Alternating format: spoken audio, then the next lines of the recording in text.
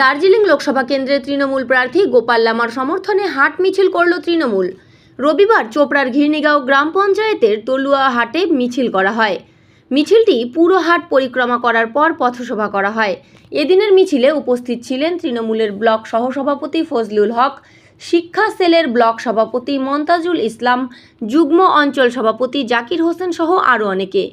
প্রত্যেক বক্তাই এদিনের পথসভায় কেন্দ্রের মোদী সরকারের বিরুদ্ধে একরাশ ক্ষোভ উগরে দেন। তৃণমূলের ঘিরনিগাঁও এর যুব অঞ্চল সভাপতি জাকির হোসেন বলেন, আগামীকাল এলাকায় নির্বাচনী সভার আয়োজন করা হয়েছে। সেই সভায় উপস্থিত থাকবেন তৃণমূল প্রার্থী গোপাল লামা, উত্তরবঙ্গ উন্নয়ন মন্ত্রী উদয়ন গুহ সহ আরও উচ্চ নেতৃত্ব। এদিনের মিছিলে তৃণমূল কর্মী সমর্থকদের উপচে পড়া ভিড় লক্ষ্য করা যায়।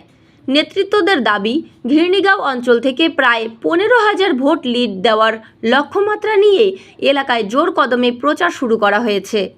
আজকে আমাদের কর্মী সভা বলতে মূলত ছিল এটা প্রচার সভা, কারণ আগামীকাল আমাদের জনসভা রয়েছে লালবাজারে। প্রত্যেকে আপনারাও জানেন এবং প্রত্যেকে এখানে বলে দেওয়া হলো যে প্রত্যেকে যেন সেই জনসভায় যায় এবং সেটাকে সাফল্য মণ্ডিত করে।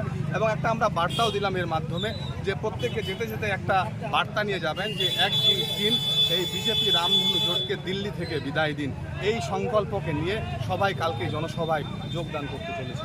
আজকের সভা থেকে কংগ্রেস এবং সিপিএমকে একাধিকভাবে কটাক্ষ করলেন, সেটা কি?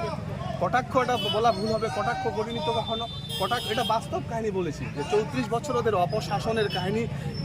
যেই দল কি করেছিল, মানে ছেলের রক্ত মাকে খাওয়াইছিল, তাকে কার উদ্দেশ্যে? কংগ্রেসের উদ্দেশ্যে। সেই কংগ্রেস যদি আজকে বামফ্রন্টের সঙ্গে জোট করে, তাহলে এটা সাধারণ মানুষকে সবসময় এদের উৎখাত করার ডাক দেবে। এটাই বাস্তব কাহিনী, কটাক্ষ করিনি কাউকে। একটা জিনিস দেখা গেল যে প্রথম দফার ভোট যেটা আলিপুরদুয়ার, কোচবিহার এবং জলপাইগুড়িতে হয়েছে, এটা আমাদের নেত্রী এবং তৎসঙ্গে সেখানকার জনসাধারণের একটা উচ্ছ্বাস। ওরা বলে দিচ্ছে তিনটাই জয় আমাদের হয়ে গেছে অলরেডি। বিরোধীরা প্রচার চালাচ্ছেন যে আঞ্চলিক দলকে ভোট না দেওয়ার জন্য তৃণমূল কংগ্রেসকে, কি বলবেন? কি বলছে বিরোধীরা? যে আঞ্চলিক দল তৃণমূল কংগ্রেস। আমি আপনাদের এর আগে কর্পসের এক সভায় বলছিলাম যে তৃণমূল কংগ্রেস দিল্লির মসনদ দখল করার ক্ষেত্রে একটা গুরুত্বপূর্ণ ভূমিকা পালন করবে। আপনারা দেখছেন এক্সিট পোল থেকে শুরু করে যে দেখাচ্ছে বিজেপি 150টি সিট পাচ্ছে। সেক্ষেত্রে কিন্তু নির্ণায়ক ভূমিকা যদি কেউ নিতে পারে এই দিল্লির বুকে, তাহলে বলবো আমাদের নেত্রী, আমাদের আবেগের নেত্রী, ভালোবাসার নেত্রী মমতা ব্যানার্জি। এটা আপনারা মনে রাখবেন এবং 4 তারিখে আপনারা মিলিয়ে নেবেন এই কথাটা সঠিক হলো কিনা। কালকে কে উপস্থিত থাকবে? কালকে আমাদের প্রার্থী রয়েছে, তৎসঙ্গে আশা করা যায় উদয়ন গুহ উনিও আসবেন এবং অন্যান্য প্রার্থী আমাদের যারা রয়েছে ওনারাও আসতে পারেন। ঠিক আছে। আমাদের মূলত যে কর্মসূচি ছিল যে আগামীকালকে যে আমাদের জনসভা রয়েছে লালবাজারে, আমাদের মনোনীত প্রার্থী গোপাল লামা মহাশয় আসবেন।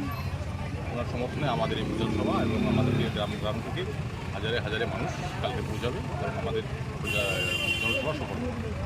কটি অঞ্চলের মানুষ সেখানে উপস্থিত হবে?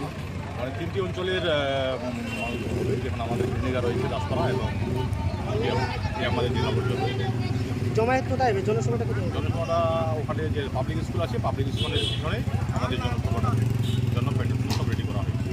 পাশাপাশি দেখলাম আজকে আপনারা একটা মিছিল করলেন। হ্যাঁ, আমাদের এটা একটা প্রচারের জন্য একটা আমাদের মিছিল ছিল, পথ মিছিল। সেই পথ মিছিলে আমাদের উপস্থিত ছিলেন আমাদের সহকারী সভাপতি সাহেব, আর আমাদের ব্লক ভাইস প্রেসিডেন্ট শিক্ষা সেলের উপস্থিত ছিলেন এবং সাধারণ মানুষকে নিয়ে, খেটে মানুষকে নিয়ে সবাইকে নিয়ে একটা মিছিল করলাম। লক্ষ্মী ভাণ্ডার থেকে সব একটা যে প্রচার স্লোগান, সেই স্লোগানকে নিয়ে আমরা সেই প্রচারটা করেছি কালকের উদ্দেশ্যে। জয় নিয়ে কতটা আশাবাদী আপনারা? আমরা জয় নিয়ে 110% আশাবাদী রয়েছি। আমাদের প্রার্থী এবার জয়ী হবে। প্রায় আমাদের চোপড়া থেকে আমরা 1.5 লাখের উপরে আমরা লিড করবো, তাতে কোনো সন্দেহ নেই। ঠিক আছে।